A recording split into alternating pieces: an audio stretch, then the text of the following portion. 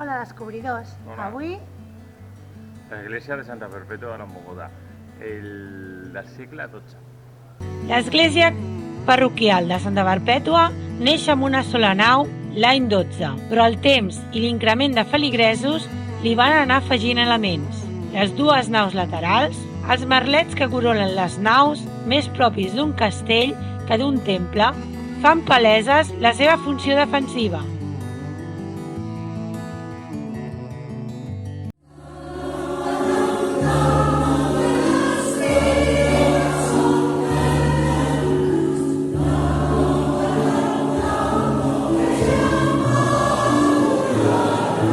Església de Santa Perpètua, consagrada l'any 1178 i dedicada a la santa.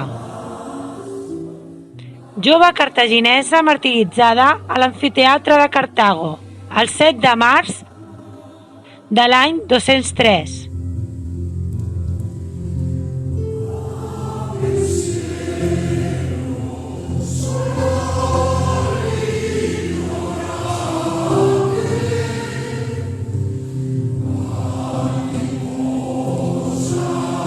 L'altar major contenia un frontal gòtic que explicava la vida de Santa Perpètua.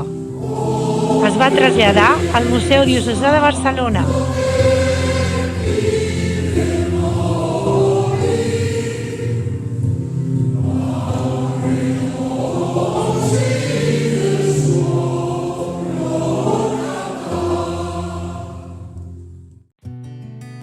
El campanar de cadireta, construït entre 1648 i 1655, enmig de grans problemes econòmics i utilitzats al final del segle XIX i principis del XX com a calabós.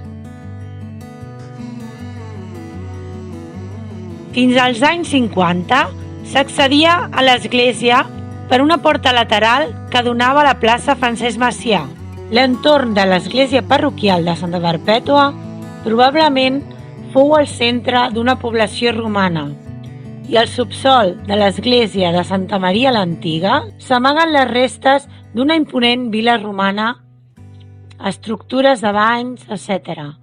El conjunt d'aquestes restes demostren la importància d'aquests poblats a la xarxa de comunicacions de l'Imperi Romà, al qual el poble de Santa Perpètua l'abastia de cereals i vins. Això és la seu del teatre parroquial i la seu del refugi.